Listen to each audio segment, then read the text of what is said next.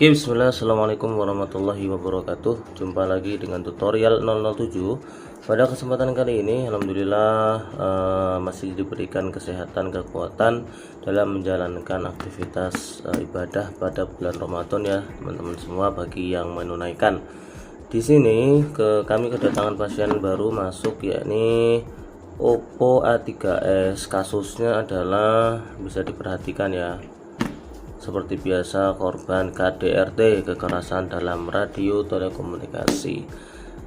Kebetulan di sini menggunakan merek, bisa diperhatikan di sini BLPN73, dimana ini merupakan merek Oppo A3s ya, chipset saya menggunakan ini.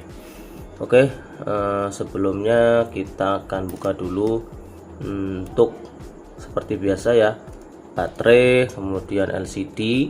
Nah, kebetulan tadi saya sudah beli baru LCD-nya karena sudah retak 1000, jadi customer juga menunggu ya, maka ya kita usahakan. Oke, ini saya beli merek Crown ya, Crown ini universal. Untuk LCD sendiri itu kualitasnya bermacam-macam, tergantung budget, disesuaikan saja. Kebetulan ini saya pakai yang kualitas sedang ya teman-teman ya. Nah ini mohon maaf suara saya agak bindeng sedikit, ini seperti mau batuk pilek ya.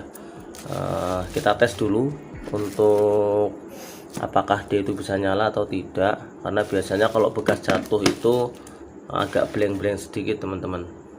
Oke, coba kita nyalakan dulu. Kita pastikan dulu ya LCD-nya ini kira-kira hidup atau tidak. Dan hati-hati ketika pengetesan seperti ini, karena ini yang kecil ini rentan untuk putus, maka ya sebagai user kita juga harus lebih hati-hati ya. Teliti intinya, tidak usah tergesa-gesa. Ntar saya nyalakan dulu. Tadi ketika saya nyalakan sempat ada logo baterai seperti ini ya, dan nanti dia mati.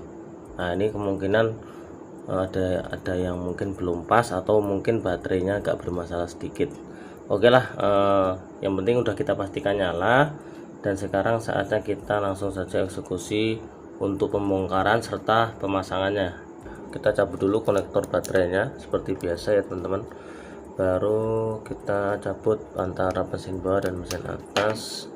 Kemudian untuk ini karena masih segel, jadi ini untuk mesin bawah saya rasa tidak usah dibongkar karena dia hanya di tengah ya untuk LCD-nya. Dan untuk pembukaan baterai itu ini kita ambil simpel saja ya, jadi kita buka ininya, kalau masih baru biasanya seperti itu, kemudian kita pelan-pelan tarik ke atas saja.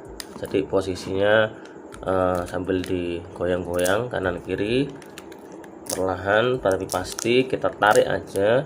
Kalau memang dirasa susah, kita boleh tambahkan kontak cleaner ataupun cairan thinner ya. Ini saya tambahkan thinner supaya pembukaannya lebih mudah gitu ya, tidak masalah ya. Kita tambahkan sewajarnya saja, kemudian kita tarik untuk sisi ininya perlahan.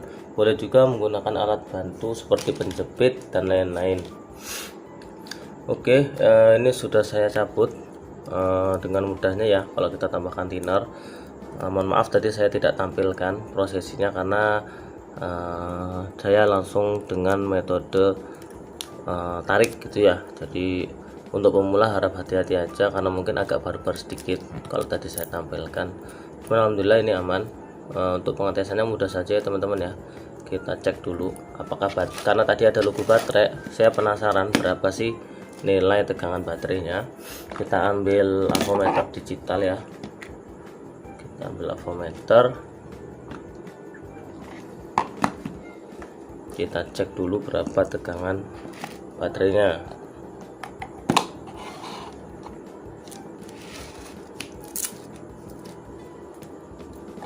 Saya setel di setelan 20 volt ya. Sekarang kita tester saja kira-kira berapa nilai yang dihasilkan oleh si baterai ini ya. Tadi sudah saya sempat ukur sih sebetulnya, cuman untuk meyakinkan lagi kita pastikan lagi tidak masalah. untuk sisi positif negatifnya jangan sampai terbalik. Kita pastikan dulu, mohon maaf, untuk negatif itu sebelah sini dan positif yang ada di sebelah sini ya.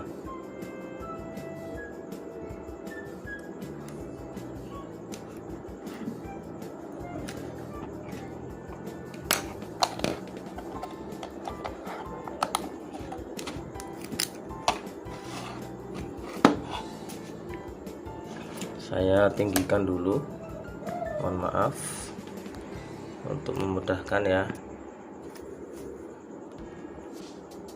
Oke, di sini baru kita tester berapa nilai yang dihasilkan oleh si baterai ini ya. Untuk negatif kita taruh di sini, kemudian sisi positif kita taruh di sebelah sini, maka dia muncul, bisa dilihat ya, 3,4 ya. Jadi untuk baterai ada nilai tegangannya dan insya Allah bisa dipastikan itu aman. Oke, lanjut, kita akan copot, kita akan seset LCD nya. Ini adalah fleksibel LCD nya, ini penghubung antara mesin bawah dan mesin atas. Oke lah, boleh. Untuk pencopotan LCD ya seperti biasa ya, seperti yang ada di video-video saya sebelumnya. Bisa menggunakan alat bantu seperti blower, bisa juga langsung kita tembak dengan thinner, itu tidak masalah. Yang penting berhati-hati ketika mensayat LCD nya. Ini saya pastikan lagi ya teman-teman ya, supaya yakin tuh melihat. Kita pastikan kembali. Oke, 3,40 yang muncul nilainya. Kita off kan lagi. Nah, untuk kabel antena juga bisa kita copot saja, tidak masalah. Ini ada di sini ya teman-teman ya. Nah, ini untuk kabel antenanya pelan-pelan saja karena jangan sampai dia itu patah. Ini kabel sinyal ya. Ini bisa kita copotkan saja yang menghubungkan antara mesin bawah dan atas juga. Dan untuk mesin ini, nah ini kita tinggal angkat saja seperti ini ya. Oke, saya rasa ini masih mulus ya, belum pernah bongkaran, mesinnya masih bagus semua. Saatnya tinggal kita prosesi menseset daripada LCD ini ya. Jadi tetap hati-hati, tidak usah tergesa-gesa. Oke, untuk penyesetan kali ini kita menggunakan thinner saja, cairan thinner, dan tidak usah menggunakan blower ya, karena ini sudah retak 1000 juga. Kita tetesi saja, kemudian kita cari celah yang sudah ada seperti ini. Nah, ini celah sudah terlihat ya, pelan-pelan saja, tidak usah tergesa-gesa. Kita masukkan alat penyesetnya, kemudian kita nukil saja ke atas. Biasanya yang sudah ada tukilannya, apa ya bahasanya ya, itu lebih mudah untuk disayat biasanya, karena ya memang sudah pecah ya, sudah hancur. Oke, tetap hati-hati karena ini tajam ya teman-teman ya, pecahannya dalam itu tajam. Jadi saya akan mengambil selanya. Oke, boleh kita bantu dengan alat yang lain.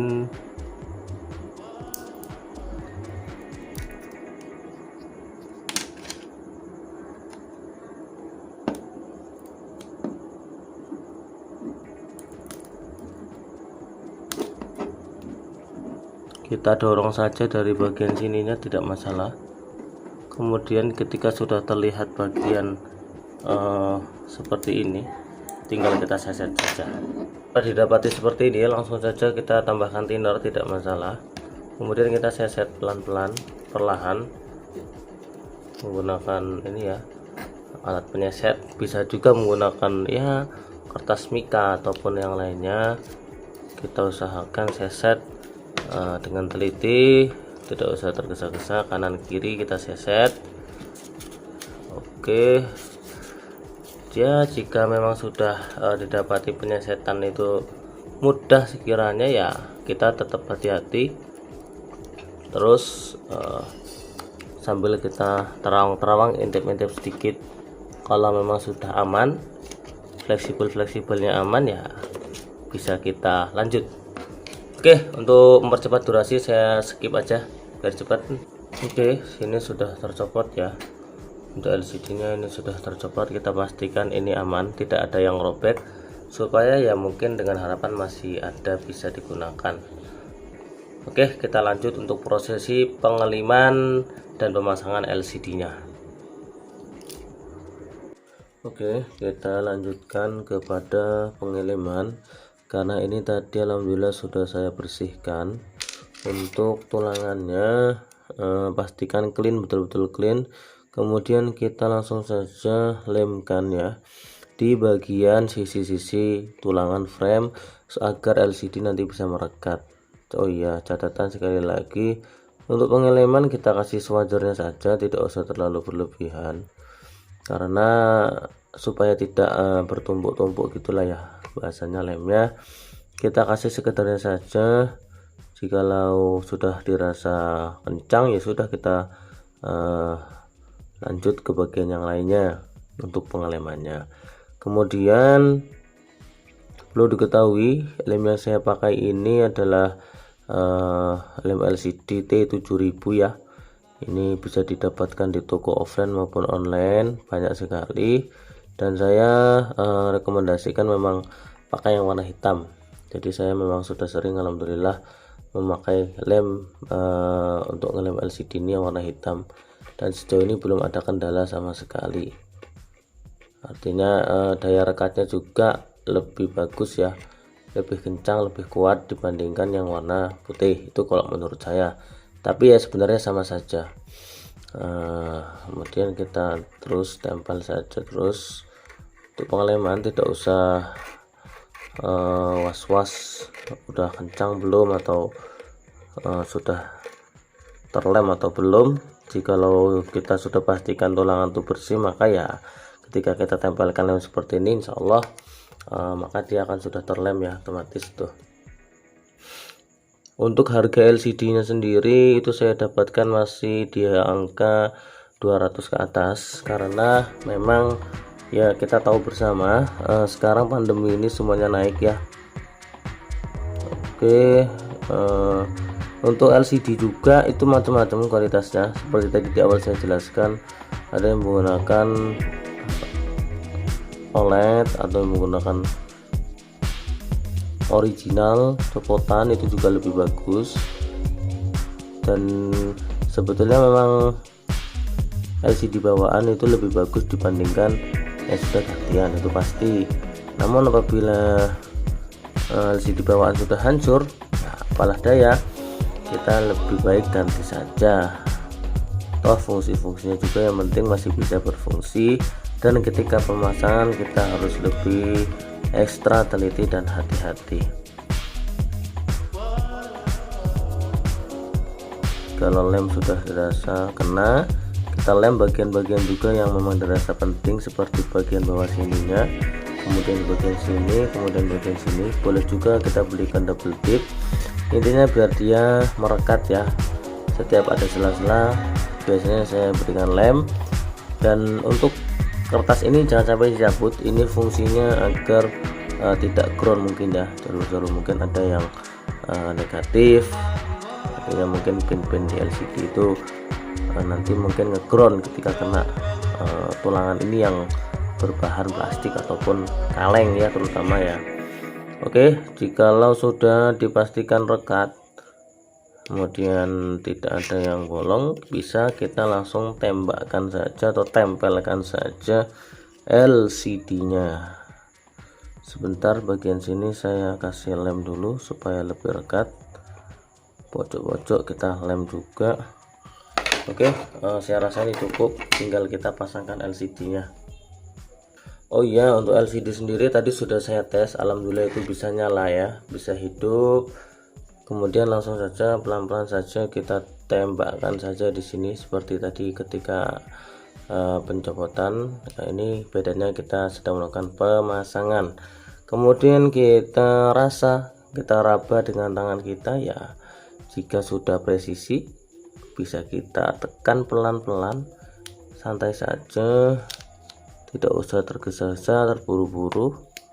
Kita lihat presisikan bagian atas, kemudian samping-samping. Jikalau dirasa belum belum masuk, maka kita masukkan supaya dia presisi. Oke, jikalau sudah seperti ini berarti tinggal kita tunggu untuk selanjutnya adalah proses penjepitan ataupun pengeringan lemnya. Saya percepat saja ya untuk mempersingkat durasi waktu. Oke, alhamdulillah ini saya rasa sudah kenceng karena ini kurang lebih sudah saya diamkan sekitar 1 jaman. Saya sudah kencang sekali dan saatnya tinggal proses perakitan mesin-mesinnya ya. Jadi untuk di sini saya kareti juga di bagian atas supaya tambah rekat. Oke, kita copot dulu. Sekarang kita ke proses untuk daripada perakitan mesinnya ya teman-teman semua ya. Oke, ini mesinnya kita pasang seperti pada tempatnya yang tadi. Jangan lupa bahwasanya itu ada speaker kecil di bagian sini dan jangan sampai tertinggal di LCD yang lama ya. Kita harus teliti. Oke, di sini saya akan pasang kembali mesinnya. Kemudian akan kita tes apakah itu menyala atau tidaknya ya teman-teman ya. Oke lah.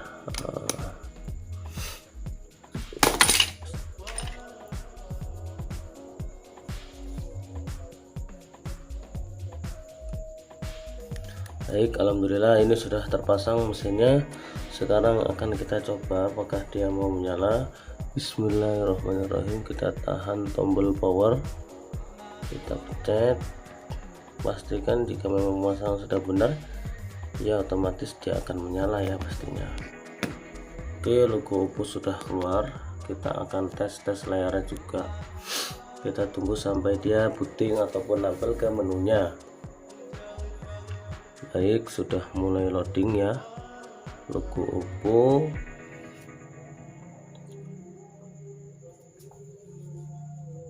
Oke, saatnya supaya tidak mengganggu layarnya kita ritual penggeletaan. Bismillahirrahmanirrahim.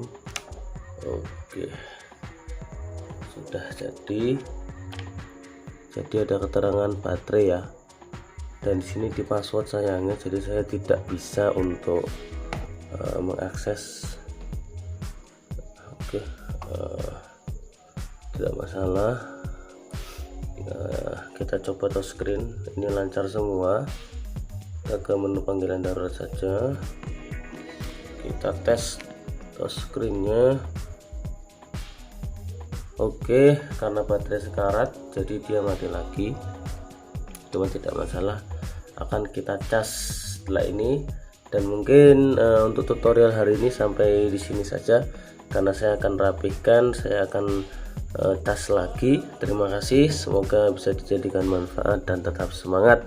Wassalamualaikum warahmatullahi wabarakatuh.